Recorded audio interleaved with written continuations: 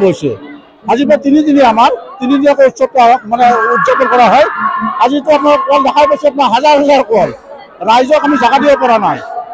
ৰাইজৰ কাৰণে আমি দুখ পাইছোঁ, কাৰণ আমাৰ জাগা কম।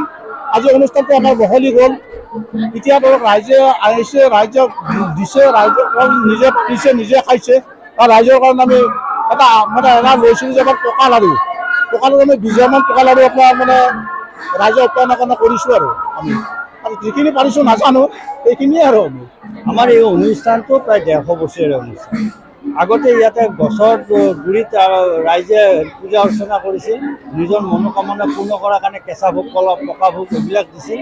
আৰু কালক্ৰমত এতিয়া আহি কললৈ ৰূপান্তৰ হ'লে যে মানুহে কল দিয়ে, আৰু কল দিলে তেওঁলোকৰ মনোবাঞ্ছা পূৰ্ণ হয় বুলি ভাবে।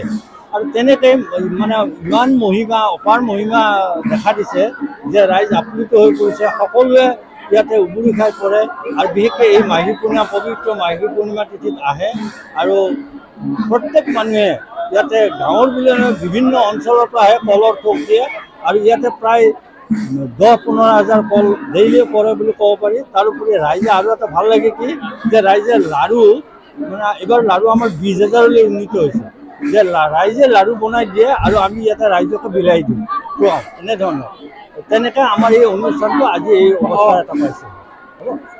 নিশ্চয়কৈ মধুপুৰ শ্ৰী শ্ৰী গোপাল থানত যে এই থানৰ মাহাত্ম্য যে ইয়াতে ভক্তসকলে পকা কলৰ উৎসৰ্গা কৰে, আৰু এই পৰম্পৰা বহু শ বছৰ, আমি ভাবিছোঁ যে আজি থকা দিনতো এই পৰম্পৰা চলি আছে। ইয়াতে ভক্তসকলে তেওঁলোকৰ বিভিন্ন মানসেৰে ইয়াতে পকা কল উৎসৰ্গা কৰে। আৰু পূৰ্বৰ দৰে এইবেলি মাঘী পূৰ্ণিমাৰ সংগতি কৰি উত্তৰ গুৱাহাটীৰ গোপাল থান পৰিচালনা সমিতি আৰু বাৰ্ষিক পূজা কমিটিৰ তৰফৰ পৰা 3 দিনীয়াকৈ আয়োজন কৰা হৈছে। আৰু এই 3 দিনীয়া কাৰ্যসূচীত অসমৰ বিভিন্ন প্ৰান্তৰ ভক্তসকল আহিছে, আৰু তেওঁলোকে এই ভক্তসকলে নিজে পকা কল উৎসৰ্গা কৰিছে। আমি এতিয়া এই বছৰ এনেকুৱা হৈছে যে আমি ভক্তসকলে পকা কল যি তেওঁলোকে বান্ধে, সেই জাগাখিনিও আমি দিব পৰা নাই। সেইধৰণে ভক্তসকল আহিছে, আৰু আমি ভক্তসকলক আপ্যায়ন কৰাৰ কাৰণে বিভিন্ন চেষ্টা কৰিছোঁ। আৰু এইবেলি আমি প্ৰায় 20,000 পকা লাড়ু বনাইছোঁ তেওঁলোকক আপ্যায়ন কৰাৰ কাৰণে। আৰু পূৰ্বলৈ আমি এনেধৰণে এই পৰম্পৰা বজাই ৰাখিবলৈ আমি সংকল্পবদ্ধ।